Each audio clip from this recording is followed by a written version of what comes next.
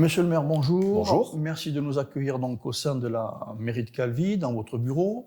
Donc aujourd'hui, on va parler de ce championnat du monde donc de trial Grand Prix de France qui se déroulera donc du 30 mai au 1er juin 2025, juste en début de saison. Donc on aimerait avoir un petit peu votre avis juste avant cet événement quand même international. Oui, d'abord, nous sommes très heureux et fiers d'accueillir la seule manche française de ce championnat du monde qui se déroule uniquement dans 7 pays sélectionnés sur 200. Et je dois dire d'entrée que c'est grâce à la pugnacité de notre ami Antoine Allegrini qui fait que 10 ans après, cette manche du championnat du monde revient en Corse, en Balagne. C'était l'île Rousse, aujourd'hui c'est Calvi. Et naturellement, nous sommes là pour soutenir cet événement, tant du point de vue financier que du point de vue technique, ce qui est au moins tout aussi important que du point de vue financier, parce qu'il y aura des retombées à la fois médiatiques, mais aussi économiques, certes sur la ville de Calvi, mais aussi sur la Balagne et sur la Corse en général. Vous l'avez dit fort justement, c'est l'entrée de la saison estivale, 30, 31 mai, 1er juin. La saison sera lancée grâce à cet événement de portée mondiale. Et donc, nous nous apprêtons à accueillir dans les meilleures conditions possibles cette manche. Voilà. Donc, évidemment, des sportifs internationaux. On aura des Australiens, des Américains, des Japonais, des Français. Donc, une manche quand même très importante et très élevée. Donc, évidemment, Antoine a mis tout son savoir sur cet événement qui sera évidemment retransmis dans le monde entier. Et dans un contexte et au sein de Calvi avec des endroits fantastiques, la mer, la montagne, les rochers, un spot fantastique. Voilà. Donc les retombées évidemment médiatiques vont être extraordinaires pour notre ville, pour Calvi évidemment, voilà, et pour tous les amoureux de ce sport. Voilà. Donc économiquement, comment vous ressentez les choses ? Même si on n'a pas encore la main...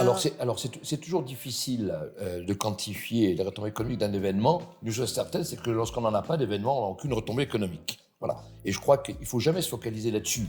Il est important que nous ayons à Calvi des événements. Et Calvi ne manque pas d'événements, puisqu'il y en a un certain nombre qui se déroulent tout au long de l'année, y compris en période creuse, en période hivernale, et naturellement à l'approche de la saison, et pendant la saison estivale, qu'il s'agisse d'événements sportifs, d'événements culturels ou autres. Bien. Donc ça, c'est le premier point. Le second, c'est qu'effectivement, d'abord, il y a ces retombées médiatiques. Vous l'avez dit fort justement, Calvi, ça n'est pas anodin, puisque ce qui a été choisi par les organisateurs, c'est essentiellement le site Notre-Dame de la Serre, avec des vues presque à 360 degrés, là, en fonction de là où on se trouve, quelques spots aussi en ville.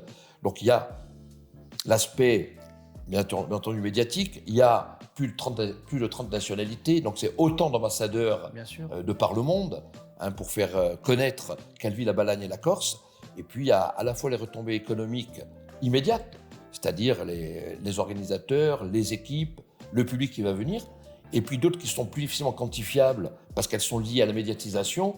C'est que quand on fait connaître aussi un parcours, une cité, une région, une île, eh bien, il y a forcément d'autres retombées indirectes économiques qu'on ne peut pas quantifier parce que, vous l'avez dit fort justement, les médias seront là, il s'agira de médias internationaux, donc il y aura des spots sur Calvi et sur la Balagne partout dans le monde et déjà dans les pays qui ont engagé leurs équipes.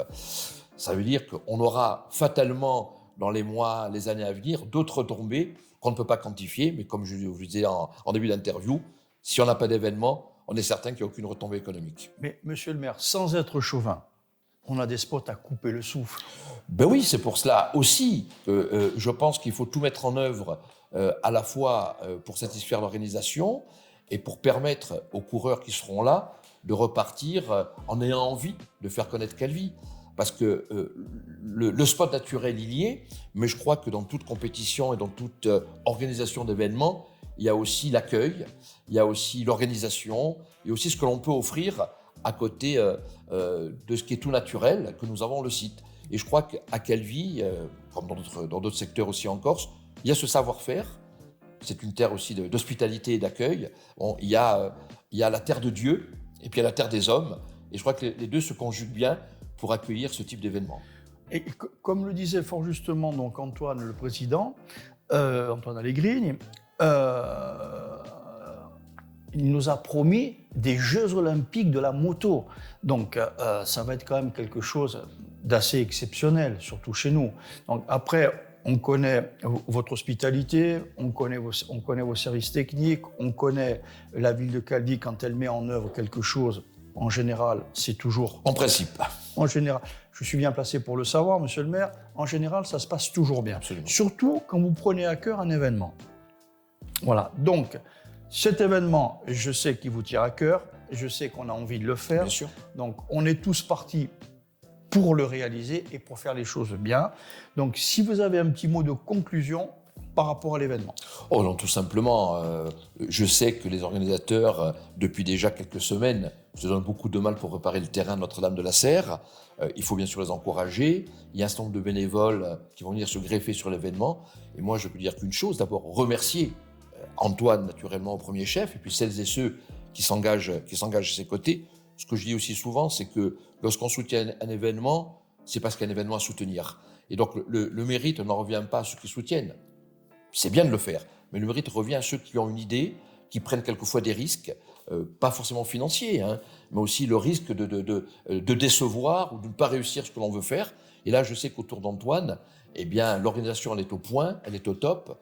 Ça sera une belle réussite. Et moi, je ne peux qu'à la fois féliciter Antoine et ses équipes, et puis souhaiter que cette organisation débouche sur une très belle manifestation, sur 3 jours de fête à Calvi, autour de la moto, et puis que les Corses, notamment les plus jeunes d'entre eux, puissent, certains en font déjà, ou du cross ou du trial, et puis que ceux qui n'en font pas puissent venir voir ce que c'est, et prendre cette passion, pas forcément de la moto sur la route, mais de la moto sur des circuits, qui est beaucoup plus sécurisé, et pourquoi pas faire quelques adeptes et quelques émules aussi chez nous à Calvi en Corse.